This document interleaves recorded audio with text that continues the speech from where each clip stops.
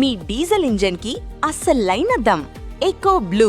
అగ్ని ప్రమాదాలు ఎందుకు జరుగుతాయి? ఎండాకాలంలోనే మరీ ఎక్కువగా అగ్ని ప్రమాదాలు జరుగుతాయి. కానీ అమరావతిలో మాత్రం ఎవరు ఊహించినటువంటి ప్రమాదాలు, అది కూడా కార్చిచ్చులు, అడవుల్ని కాల్చేసేటువంటి కార్చిచ్చుల రేంజ్లో అగ్ని ప్రమాదాలు ఎందుకు జరుగుతున్నాయి? ఇప్పుడు ఏపీలో చాలా మందిని తొలుస్తున్నటువంటి ప్రశ్న ఇదే.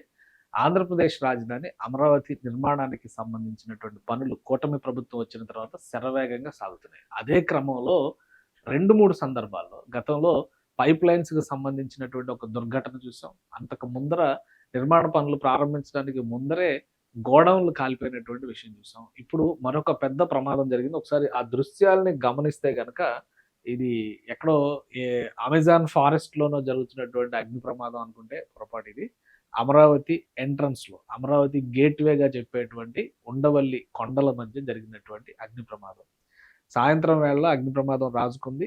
అది ఒక కార్ చిచ్చులాగా విస్తరించింది. సో చాలా మంది భయపడ్డారు. దీన్ని కంట్రోల్ చేయడం అంత ఆషామాషి కాదని భయపడ్డారు. బట్ వీలైనంత వేగంగా అగ్నిమాపక దళం, ఇతర సిబ్బంది, పోలీస్ యంత్రాంగం స్పందించింది. లాస్ట్ టైం మీరు గమనించుంటే కనుక గుంటూరు ఎస్పీ స్పెషల్ కేసు తీసుకుని దీన్ని గతంలో జరిగినటువంటి ఫైర్ యాక్సిడెంట్ పైన ముందు జాగ్రత్తలు తీసుకుని సీసీ కెమెరాలు పెట్టాలని కూడా ముఖ్యమంత్రి చంద్రబాబు నాయుడు ఆదేశాలు జారీ చేశారు. కానీ ప్రాక్టికల్గా ఏది కూడా అమల్లోకి రాలేదు. అమరావతిలో అగ్ని ప్రమాదాలు జరగడం అనేది చాలా పరిపాటిగా మారిపోతుంది. దీని వెనుక కుట్ర ఉంటుందా, యాదృచ్ఛికంగా జరుగుతుందా, లేదా నిజంగానే ఇవి ప్రమాదాలుగానే చూడాల్సినటువంటి అంశాలు అనే సందేహం ప్రతి ఒక్కరికి వస్తుంది. గతంలో కూడా అమరావతిలో పంటలు తగలబెట్టి, అంటే భూ సమీకరణ జరిగేటువంటి సందర్భంలో పంటలు తగలబెట్టినటువంటి ఘటనలు జరిగినాయి. ఇవన్నీ కూడా రాజకీయ కోణంలో జరిగినటువంటి ఘటనలు చెప్తున్నారు.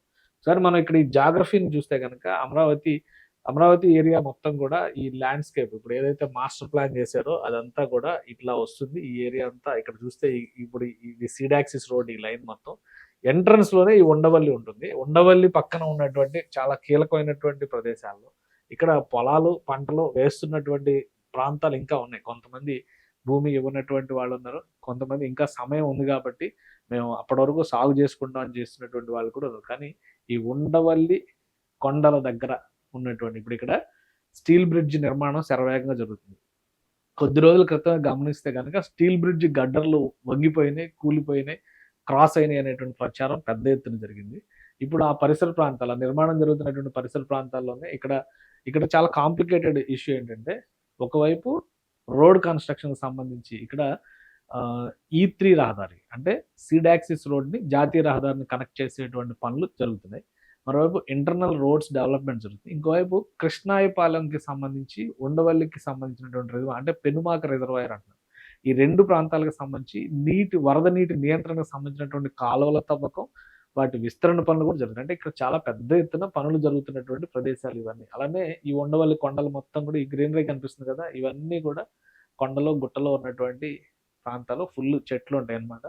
చెట్లతో పాటు ఇటుపక్కన ఈ కొండకి ఇటుపక్కనంతానేమో మంగళగిరి ప్రాంతం ఉంటుంది, ఇటుపక్కనంతా కూడా ఈ నేషనల్ హైవే కనకదుర్గ వారధికి సంబంధించినటువంటి కనెక్ట్ ఉంటుంది. ఇప్పుడు police DGP office head quarters కూడా, ఆంధ్రప్రదేశ్ పోలీస్ హెడ్ క్వార్టర్స్ కూడా ఈ ప్రాంతంలోనే ఉంది. అంత హై విఐపి జోన్గా ఉన్నటువంటి ప్లేస్లో ఈ అగ్ని ప్రమాదాలు ఎలా జరుగుతున్నాయి అనేది ఎవరికి అర్థం కావట్లేదు. ఈ ఇన్సిడెంట్ తర్వాత ముఖ్యమంత్రి సీరియస్ అయ్యారు. మరొకసారి అధికార యంత్రాంగం అందరితో కూడా మాట్లాడారు. అసలు అమరావతిలో ఈ ప్రమాదాలు ఎందుకు జరుగుతున్నాయి అనే దానిపైన ఆరా తీయబోతున్నారు.